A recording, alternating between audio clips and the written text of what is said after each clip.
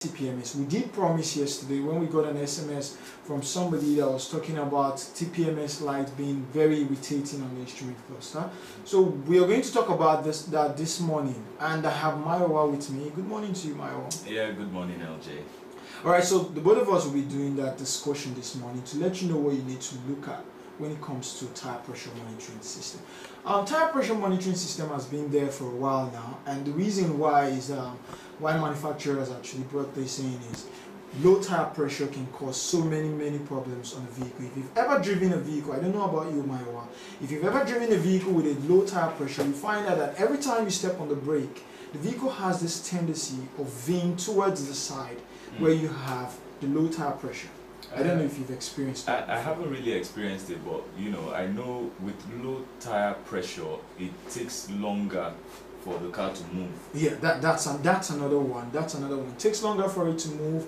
Then when you step on the brake, the vehicle tends to veer to the side where you have the low tire pressure. Yes, and then when you leave the steering for the vehicle to move straight, it also tends to veer towards the side where you have the low tire pressure.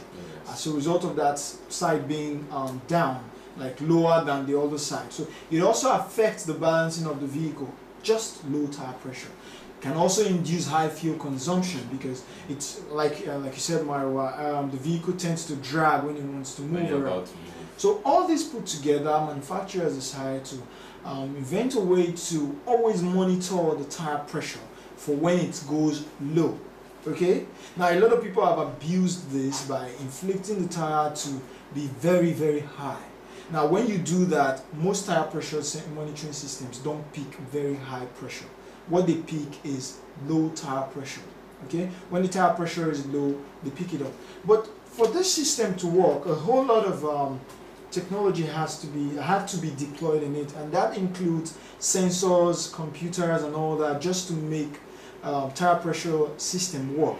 One of the technologies that RFIDs are used. When I say RFIDs, I mean radio frequency identification are used. So every transmitter on the vehicle has a radio frequency identification. For instance, you usually should have 5 wheels on a vehicle, 5 tires, except for vehicles that have run flat, that they don't have a normal spare tire. But you're supposed to have 5 tires. 5 tires, that's 4 on the road, and then you have your spare wheel in the trunk or at the back of the trunk on the vehicle.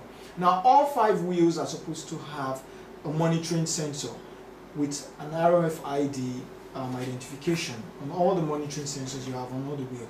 Now what this radio frequency identification does is there is a pressure monitoring device inside the tire.